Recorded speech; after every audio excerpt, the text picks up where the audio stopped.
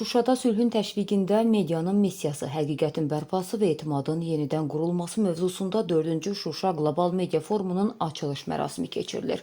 Azərbaycan Prezidenti İlham Əliyev tədbirdə iştirak edir. Tədbirdə çıxış edən Prezident bir sıra mühüm məsələlərə toxunub. Qonşularla əlaqə olmadan tranzit ölkə olmaq mümkün deyil deyən Prezident İlham Əliyev, Azərbaycan bu mənada qonşularla əlaqələrini qurub deyə vurğulayıb.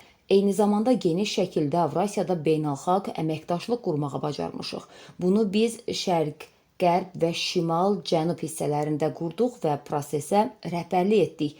Enerji layihələrimizi də bu dövrdə həyata keçirdik. Bir sözlə Azərbaycan çox tərəfli beynəlxalq əməkdaşlığı qurub. İlham Əliyev vurğulayıb ki, Azərbaycan istər Mərkəzi Asiya, istər Gürcüstan, istərsə də Türkiyə və Avropa ilə yaxşı əlaqələrə malikdir. Yaxın Şərqdə yaranan vəziyyət zamanı mübarizənin ən qızğın dövründə görərsiniz ki, hava nəqliyyatı Azərbaycan ərazisindən keçirdi. Qurudan və dənizdən daşınan yükləri də nəzərə alsaq, Azərbaycanın əhəmiyyəti daha da artır deyə Əliyev qeyd edib.